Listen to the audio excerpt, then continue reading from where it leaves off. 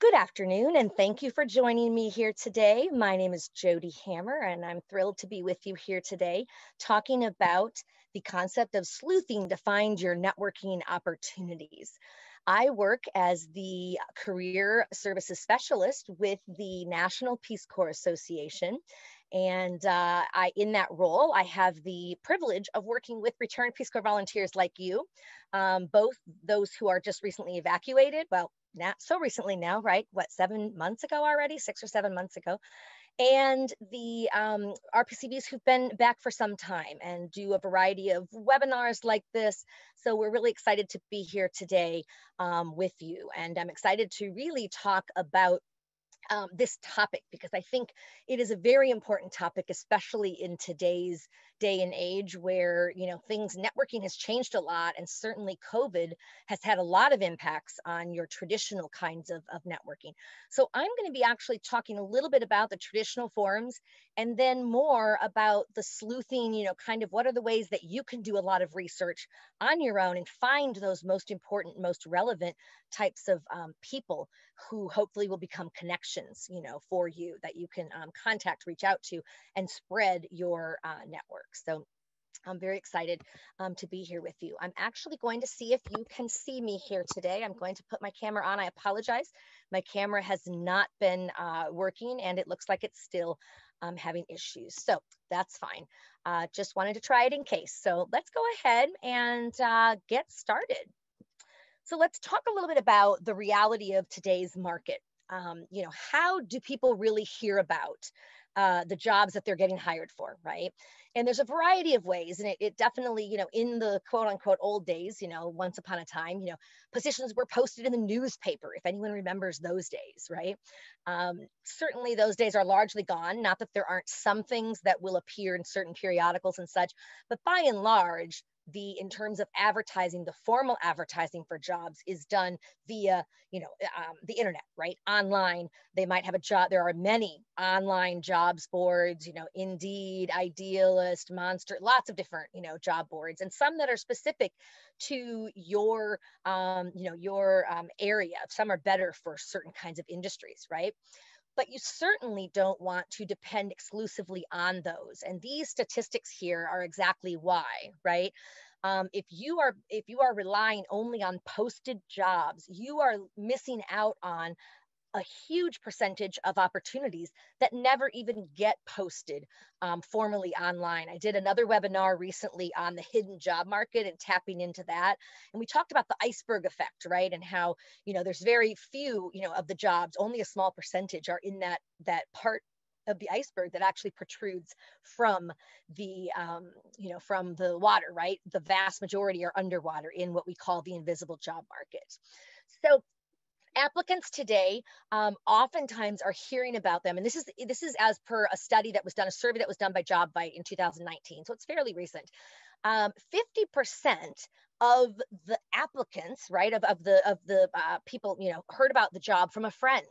That's huge, right? And your friends, let's not forget, your friends are a part of your network, right? They're a very important part of your network. Oftentimes, they know people who might be working in a sector or a job title or something that you're really interested in exploring, and they can connect you for you to get more information, right? They're your friends.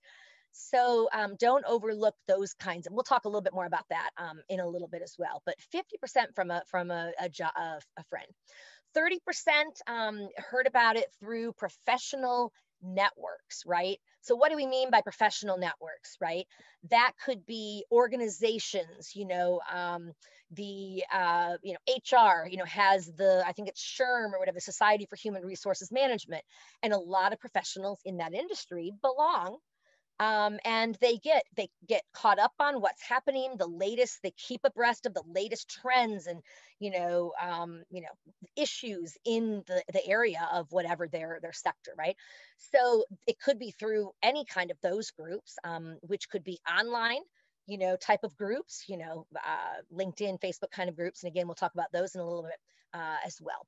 And then 35% found the job openings through social media.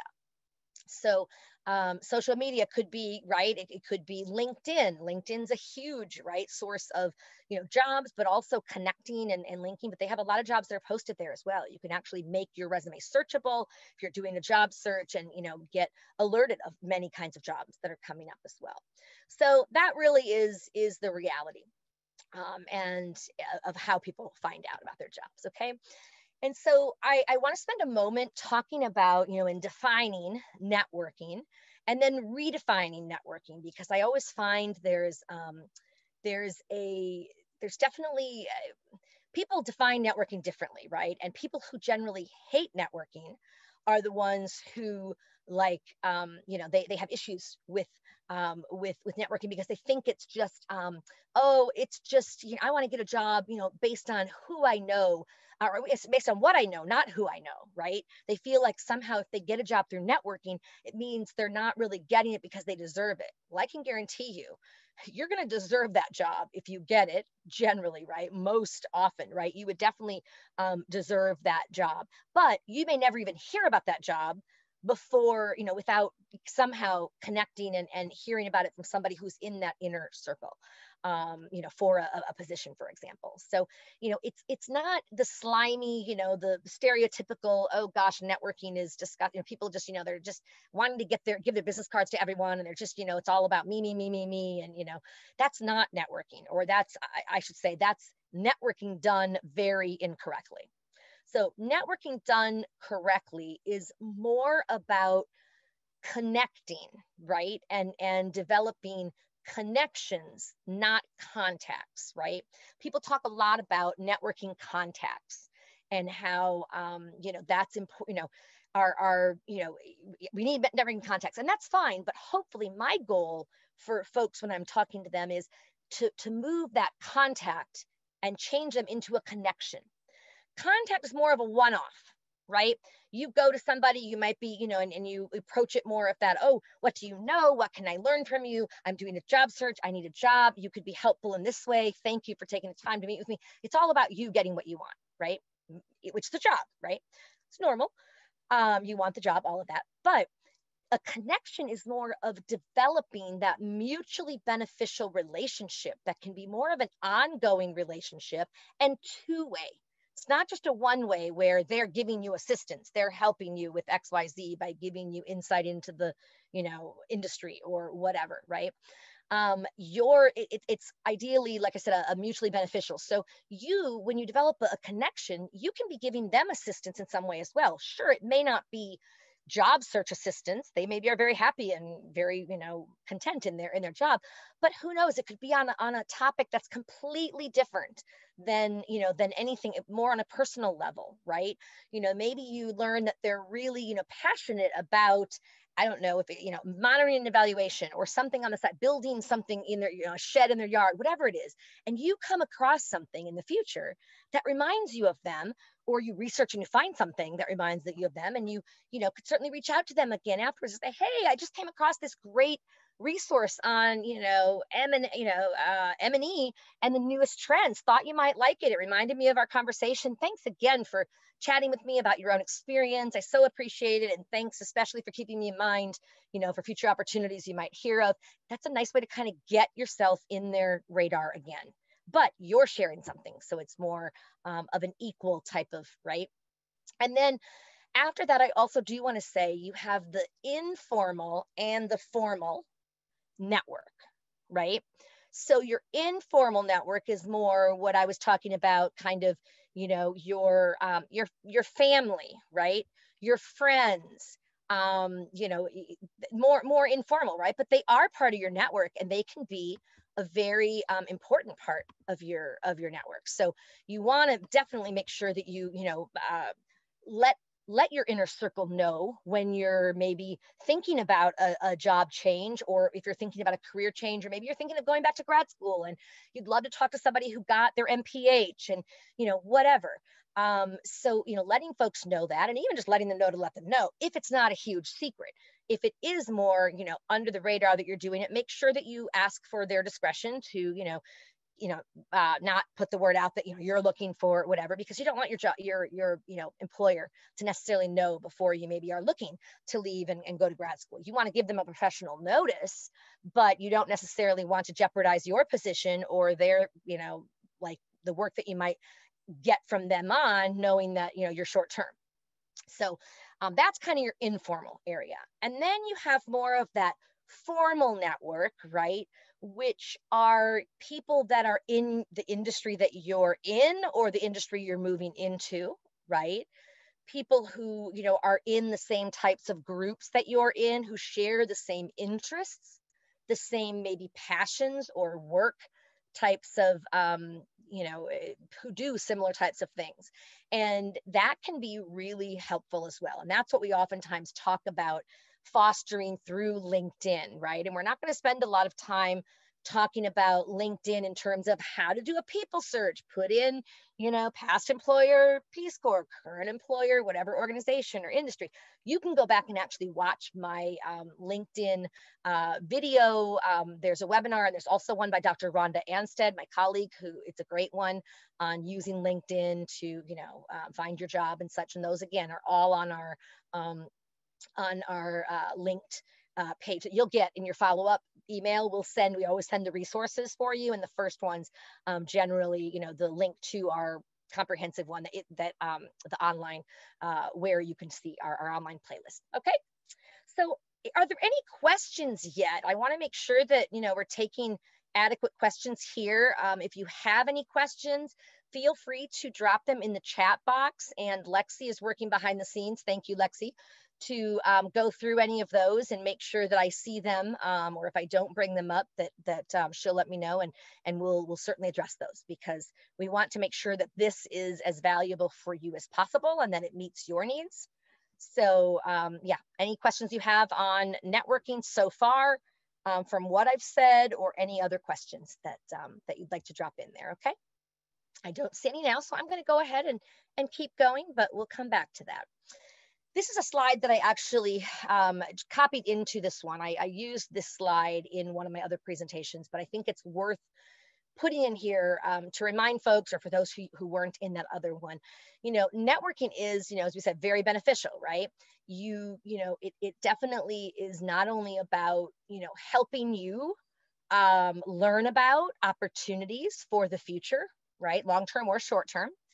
So, it helps you get new jobs, for example, right? But it also allows you to really tap into, a population that maybe is good for your business, right? Or, excuse me, or your cause. So depending on what kind of work you're in, it can also be beneficial for contacts and relationships. And this is the biggest one as a job seeker, right? You're looking to, form, create and maintain a strong networking presence. And we'll talk about specifically how you can do that, and how you can learn about people who might be the most appropriate people to connect with, all of that. So and then common ground. It's really, networking, ideally, you're both at some event or you're on something virtually because you have some kind of vested interest in it, right? Whether you're a job seeker trying to get into that industry and looking to meet people who are already in there, or you're a professional who believes in keeping their credentials up and really, doing, events, educational types of events and things like that. No matter, those are great contacts for you. So networking is super beneficial. And, this picture obviously is pre-COVID, right?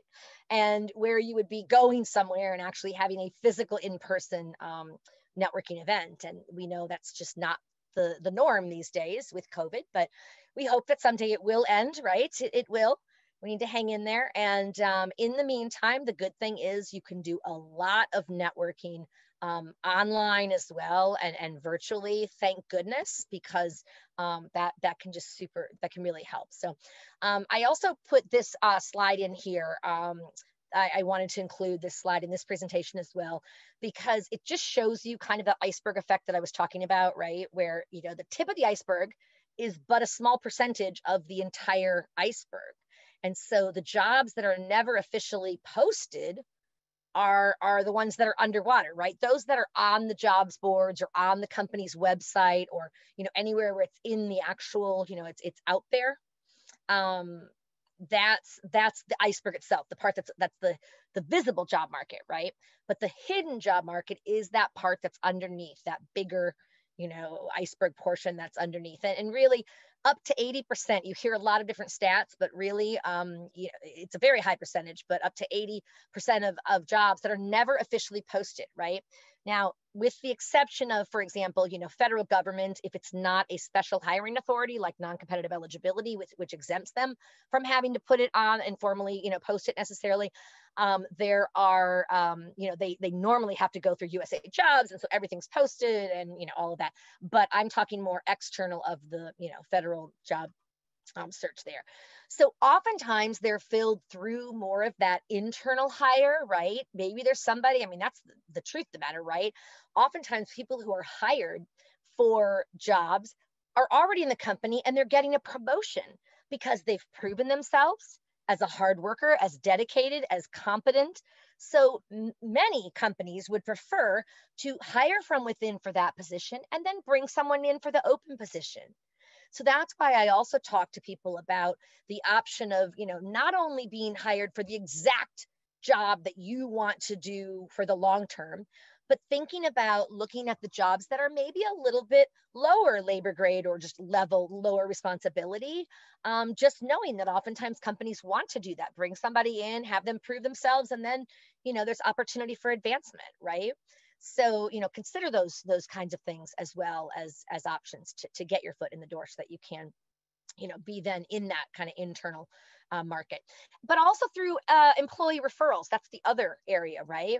And this has become a really big trend in, in the job market in general, but I would say especially like tech firms, that like they really do a lot of like, employee referrals where they get bonuses. The employees will get a bonus if they refer somebody that ends up getting hired.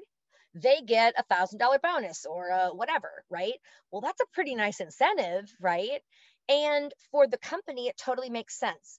They want to bring in like-minded professionals. So if they have good workers who are referring other people, their word is worth something. It's like, wow, well, they're really good. This other person they're referring must be good. I mean, they're not going to refer somebody who's terrible, I hope, right? So, and they get a bonus if they're hired. So it's not a guarantee if you get an employee referral, but you at least get put into that final, those who get the interview, which is a small percentage of the folks who, who apply, right? They don't interview everyone. Certainly they couldn't, they don't have the time for that. They're generally choosing the top, maybe 3, sometimes up to 5. But, if you get that interview request, it means you did a pretty darn good job so far, that you are one of the finalists, for that position. The other thing with the hidden job market is, there's much less competition, right? In the hidden job market, because you're finding out about these like secret opportunities, right? You're finding out about these things that aren't posted in the, greater, space, whatever, right? So it's it's great. You've cracked into and you've broken into that arena where there's less competition, which means your probability of getting things is higher. It's not guaranteed, but it's higher, which is something that should, reassure you as well. So, okay. Let's see. So let's talk a little bit about the traditional events, right? Networking events that I was mentioning a little bit ago, right? Where you have, in pre-COVID times and hopefully post-COVID times, right? You have a lot of different types of, traditional networking events, right? So career fairs are a great example, right? So bringing employers together and, having, the people who are interested, job applicants, right? People, the general public, or, it could be any subset group, right? Society for International Development does their own job fair, right? And I think they do it once or twice a year, or they used to. It may have been canceled because of COVID or gone online, but Peace Corps, when I worked at Peace Corps headquarters, we, used to do career fairs when I ran the career center there. Things are quite different right now with COVID.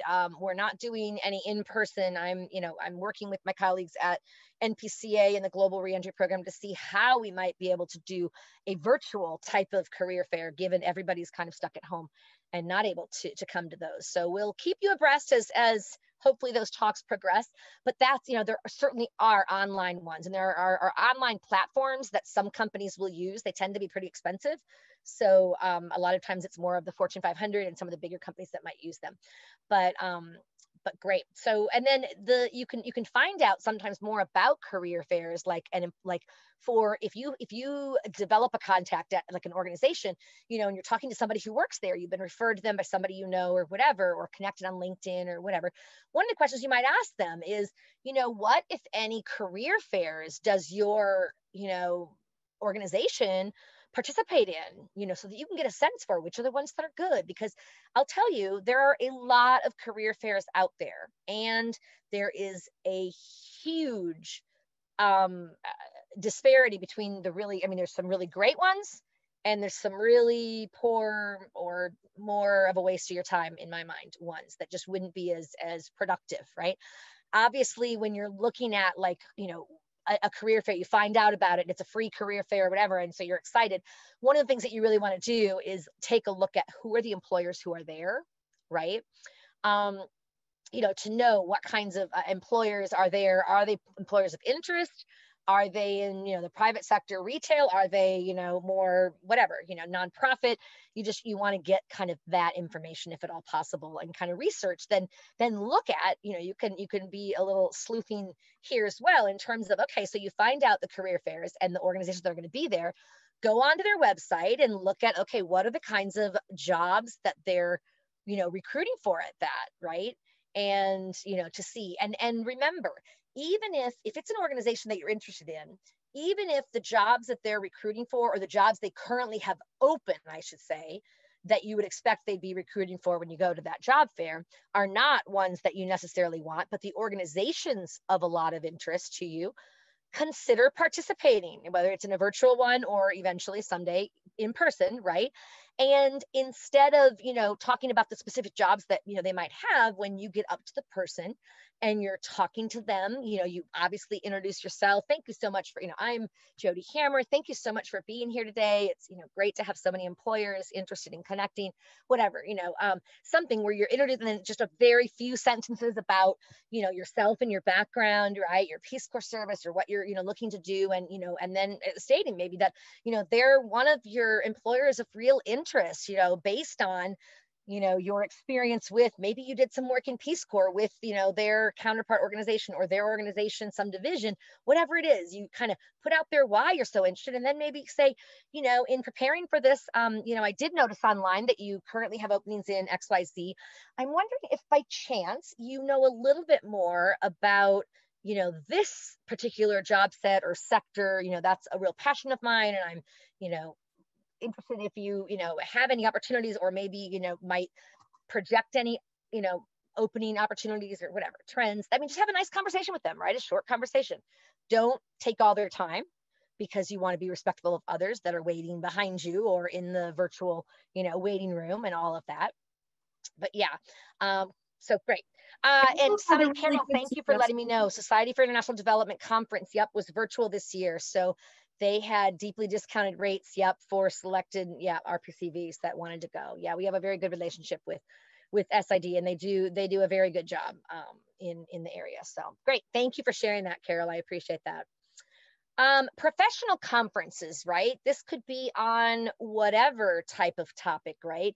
But I'm sure you, as I do, receive a lot of email about related, types of conferences that I might be interested in. All of that is, of course, based on, I think, the algorithms and whatever of my past surfing on, I don't understand all of that. I'm definitely not the techie, but But I know that the kinds of things that I get are oftentimes, wow, that's interesting. I mean, and some of them are not at all interesting, and I'll just erase them. But if there's something that's of interest, take a little more time to, look at and research that kind of, the conference, right? You might put it out to your network and ask, has anyone gone to this conference or heard of it? I'm, thinking of going. Sometimes there's a fee, sometimes they're free, right? Oftentimes for the big conferences, there is a fee. And that's hard. I get it. Especially if you're an RPCV who's just gotten back, evacuated, whatever, you don't have that big, source of income or much of any source of income, right? So that can be steep. So sometimes, you can gain information on the conference and maybe, somehow connect and know somebody who's going and get more information, right?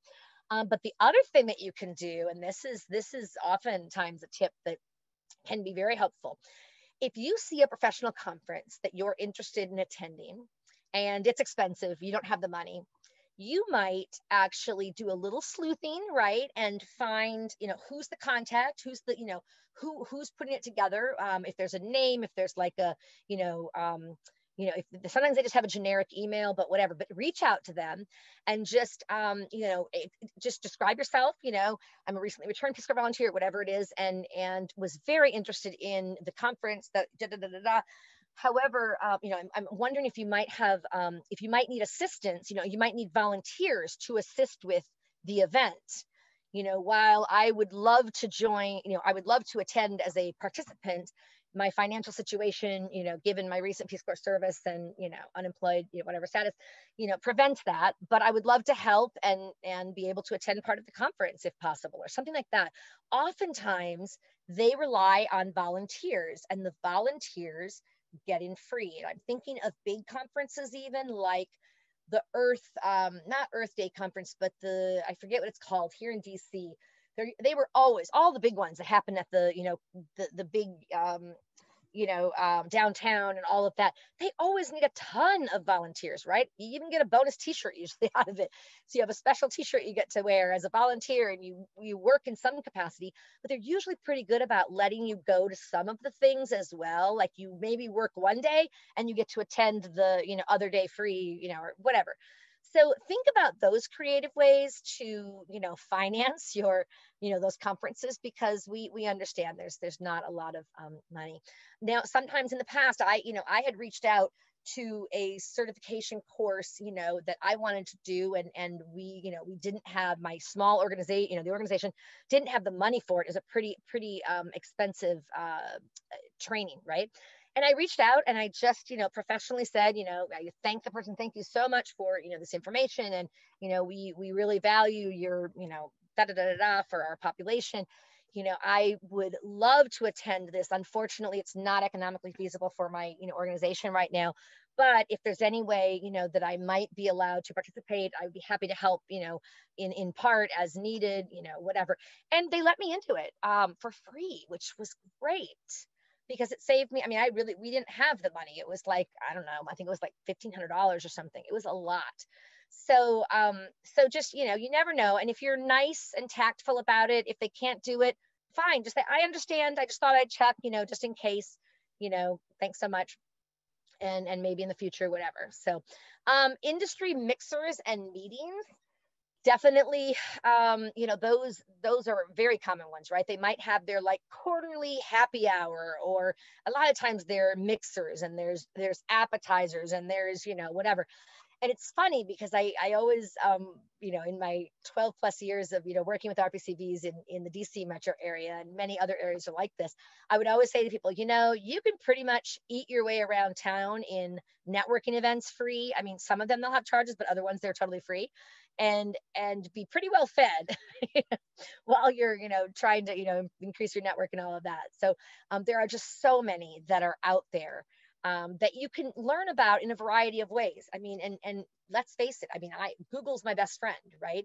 If I want to find a networking event, that is in the industry of fill in the blank, whatever it is, right? Networking events, free networking events in DC for whatever the topic or the, industry or whatever, right? You can certainly find a lot of good information. So, and meetings, things like that. And those are great opportunities if you take advantage of them. The problem is many times people go to those, but then they go with the intention of, oh, I'm going to, I'm going to get all these names and, contacts and develop all these networking contacts. And they end up going and they come back with, I mean, like nothing, or all these business cards, but nothing written on the back or anywhere, where they can't remember who's who. So that's just as bad. You don't want to be that serial business card collector, right? When you get a card, if you're in a physical, whatever, always ask for, do you by chance have a card? Or even if you don't ask for it, if you have your networking cards, and I need to remember to do, I should do a webinar on building, creating business cards, the importance of business cards, for more of that in person.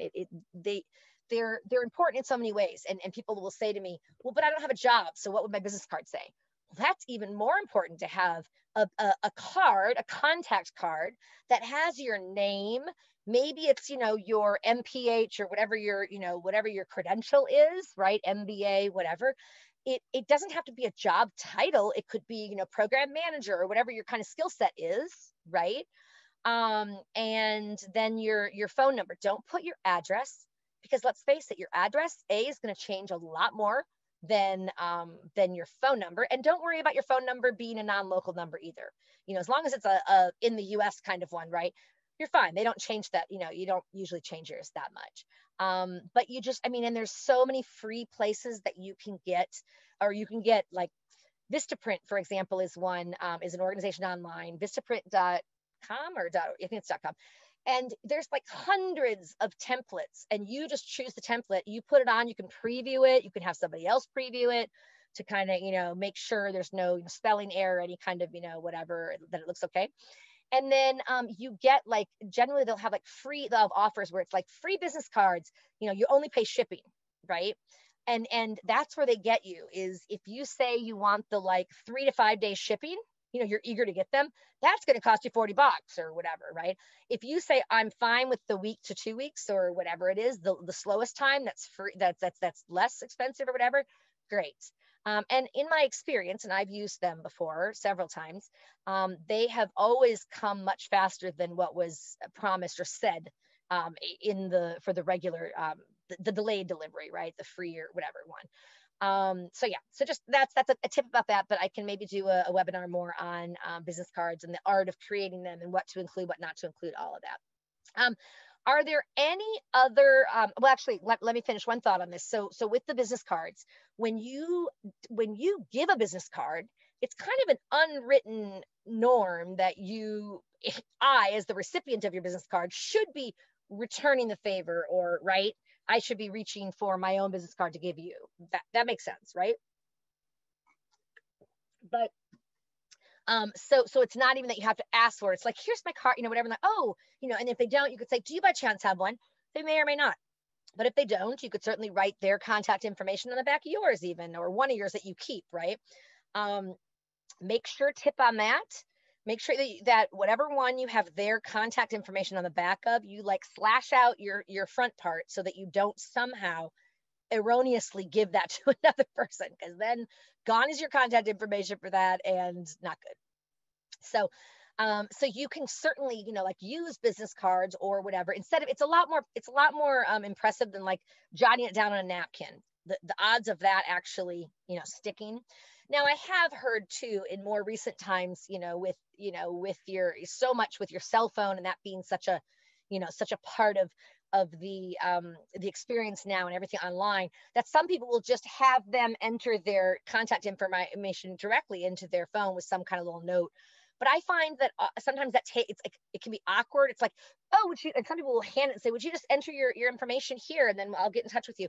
It's just, there's that down while they're doing it's kind of downtime. So I don't know. It can work too. So please, a reminder for folks, if you do have any questions on anything we've talked about so far, please let me know. Drop those into the chat box. We're going to have plenty of time for questions, I think, in this one. I don't have that many slides on this. I just want to really go through a couple things and then really turn it over to you for more questions. So let's talk about sleuthing for worthwhile connections, right? How do you really do that? Like, how do you reach beyond your, current network and really find some good contacts that can be helpful for you? And again, approach it as that two-way street. So it's not just those that can help you. Okay. So researching, of course, right, via social networking. So LinkedIn, um, Facebook, etc. All of that, right? You can do a lot of research on those, the people search and all of that, right? For industry, for you can really tailor your search, and you can do a lot of that free. Remember, there are limits of how many searches you can do, but if you watch the webinar by Rhonda Anstead, Dr. Rhonda Anstead, she goes over how you can even avoid having those charged against you for your freebies, where you can, instead of opening the click that comes up, just copy and paste that name into a new window and do that search directly, just your own, and that may not, usually doesn't count then. So that's very helpful, right? The same about Facebook, and most people think of Facebook as just personal, and I agree. I was more of that belief myself. I was much more like, LinkedIn is the professional Facebook, right? Where, on LinkedIn, it is, LinkedIn is definitely the more professional one, right? Facebook is everything from your rants of, whatever on politics or this or who knows what, right? But it can also actually, Facebook can be very helpful in terms of getting the word out to maybe, your contacts, your friends, your, family, your extended friends. I mean, let's face it, we are not in touch with our extended network nearly enough. I think COVID times has maybe increased a little bit of that, maybe, connection. People have really turned to Zoom, for example. And while I'm with many of you, I have Zoom fatigue in many ways, right? In other ways, it's really nice. It's better than nothing, right? To be able to at least connect with, generally their picture when when the camera's working, and be able to see them, right? And connect with them. It's definitely better than nothing, right? Or even just phone. So Facebook can be important as well. But just be careful, what you're asking for and all of that. Be careful on who's on your Facebook, right? If you're trying to do something, discreet, like the, workshop that I did on conducting a discreet job search, you want to be really careful about how much you put things on LinkedIn or Facebook, because that can, you might want to just do the instant messages feature to like keep it under the radar and get the message out. Hey, does anyone have tips that people, you can just put it to certain people, and go from there. Secondly, joining appropriate groups and researching, fellow, the group members, right? So when you do your informational interviews, or as I call them, I like to call them career chats, which again, we know are, they can be done virtually, they can be done on the phone, and they can be done in person, right? When you're talking to the people that you're, interviewing, and you're getting information, on them, their organization, their tips and advice, their thoughts, be sure to ask about, what are some of the, professional groups and affiliations for this, sector or whatever, so that you kind of know more, right? And or some of the groups, some of the LinkedIn groups. There's a lot of specialty groups on LinkedIn, and I think you can. It's LinkedIn or Facebook where you have a limit of 50 groups. You can join up to 50 groups, so that's a lot, right? So looking at like if they talk about certain groups, go and kind of look at that group, right? And consider joining it. And when you join it, the great thing is you can then search for the people who are in that group. You can look at their profile and see more. It gives you that more inside access, if you will, versus just if you're looking them up from the search bar saying John Doe, whatever. It's going to give you more of their information. So then you can research the people who belong to that organization, that group, right? And what's their background like? Do a search on them, look at their LinkedIn profile. Oh wow, okay, so they're working in exactly what you're interested in working with. What was their career path to get to that? Because there's usually a path, right? So looking in their example, and then looking at others maybe from that, looking at your shared contacts, your connections, right? You chances are it's the whole 6 degrees of separation thing where, gosh, you might know, 5 people who then know 5 people who know five. It's just the expansion of the amount of people that you connect with from just that is really pretty incredible, that you can. So doing that kind of work and researching them, you can find out a lot about them, their path, but also, even, what does the, what does this really mean? What's the, what kind of, what kind of, other groups are they in? That kind of thing, right? As well, you can look at and check out the content that they share, right? So once you're a group member, you have the right to post. And so I actually recommend that as well, you consider posting occasionally. Maybe it's, articles that's very pertinent to, what the dialogue is or things like that. And the reason you do that is because it gets your name out there. It gets you seen more as kind of, I mean, I'm not going to say one post is going to make you a thought leader, but like it gets you more in that, like, oh yes, I recognize that name, right? Because you're, seeing it. And if it's good content, that's, that's great. You don't want to share bad content because that could work against you. But if it's good content, then, I mean, that can be very helpful, right? But also look at the kinds of content that the people that you've researched, that you've sleuthed, right, that you've kind of found information about, what kind of content are they sharing, right?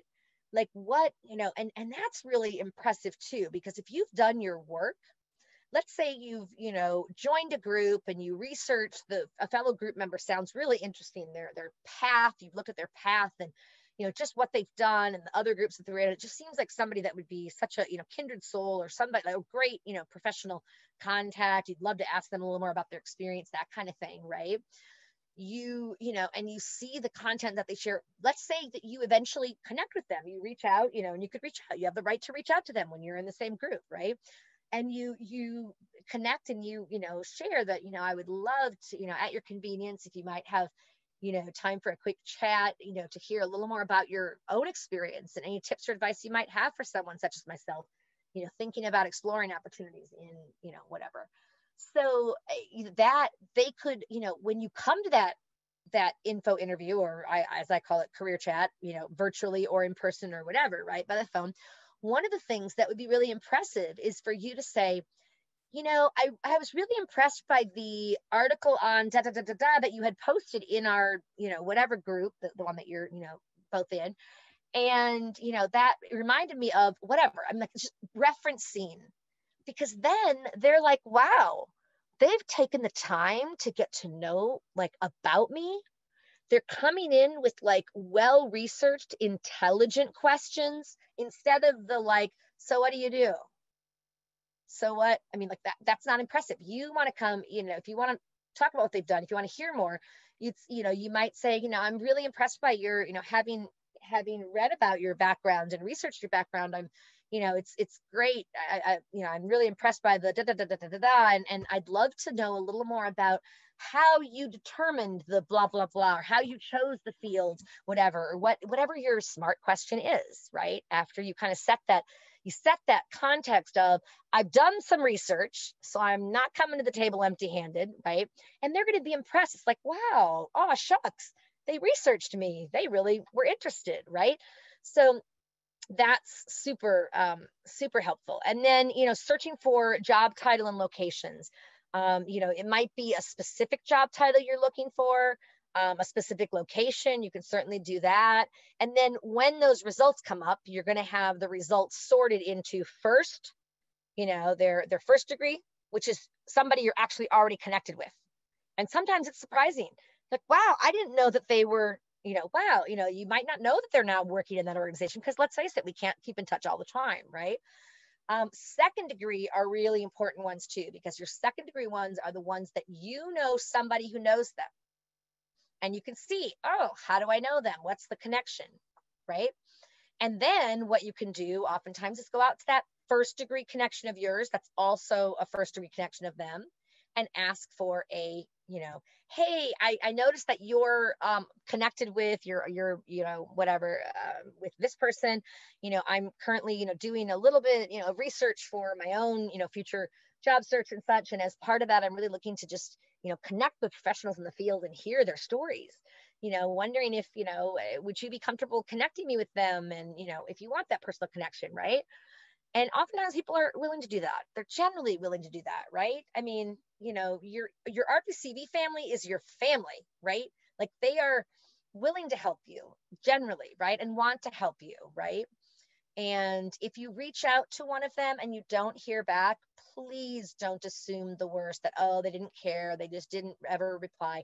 It's probably much more likely that they are just inundated with something else. It's not like any of us have too much on our plate right now, with whether it's you're a parent trying to, teach your child while doing your job and while doing, all kinds of things like that, or the fact that we're trapped in and we can't really connect with people. It's not that they're necessarily trying to just not look at that, but or to accept it, but oftentimes they're not even checking. Maybe they're not even going on to LinkedIn, right? And seeing that they have a connection. They don't have the connection alarm, activated. Now, as a job seeker, obviously you're going to want to more do that and be looking at it all the time, right? That's a great source for you. But oftentimes it's just, they're not, they didn't see it or whatever. And you might get something late saying, oh my goodness, I'm so sorry, this got lost in cyberspace in my, connection requests, and, happy to help you if you're whatever. So are there any other questions that are coming up so far? I don't see any in the chat box. If there are any, are people comfortable just dropping those into the chat box? And I will certainly take as many as we can. We're close to the end here, actually. So I do want to cover here a little bit of the most valuable networking contacts for your job search, okay? And those include people who, like when you're thinking about who are the most valuable, right, for my job search, many people automatically go straight to the like, oh, the executive, director, or, oh, the hiring official, the highest of the high, like that's who you want to try to connect with. And the truth of the matter is, I mean, on occasion, you might have opportunities to connect with them. That's great. And that might be fine. But I would not plan your job search and your networking around the highest of the high levels. And here's why. They generally are sometimes very busy with so many other things, right? If they are the executive director or whatever of a nonprofit or of whatever kind of organization, right? That they don't have as much time, right? They may not be as connected to the actual, like the job that you want to hear more about. It'd be better to hear from somebody who maybe is a little closer to your level or what you're aspiring, to, right? So don't always think, oh, not that you shouldn't try to connect with, higher ups too. That's okay. But just realize that the most valuable networking contacts for your job search often are going to be people who have the same job titles, that are either, I'm sorry, not the same, 1, 2, or 3 levels above your own. So that requires you to also do a little bit of researching on how the organization's structured. Like look at their staff page, and they'll have oftentimes, what their staff is, and you can kind of get an idea of, oh, is it a really lateral type of, organization? Is there a lot of hierarchy? How are they organized? But looking at the jobs that are, slightly above, or, up to maybe a couple above yours, right? A little senior level more, are going to be usually most helpful, because those are the ones that can tell you a little bit about, if you're looking to be promoted or looking to for a job that's a promotion, you're wanting to move into probably more of those rather than a lateral move, right? However, remember that the lateral move is also, sometimes you might consider taking a lateral move to get into an organization where there is a lot of growth possibilities. And some companies, like I said earlier, do tend to hire on that, maybe not right into the higher position, but with a lot of growth potential to it very quickly if you prove yourself. So, that's what I want to say on that. But it can also be people who, have similar titles to you, because let's face it, you can get more information on, well, what does that mean in your company? What kinds of, oh, great. Well, I work in the field, and in here it means more of this, and we're doing, so it's, helpful. Your own title, but oftentimes it's more of that, what you're seeking, where you're seeking to go from it, that can be really helpful, right? People who have, who interact with your whatever job it is that you're going for, right? If you're going for the, some kind of a technical position, whatever, and it's in the, comms department, right? Communications, maybe talking to people who work in the, communications department to hear a little more about how, not only just the organizational, kind of culture, but how do they interact and how does the, department, act and what kinds of, all of that. Okay.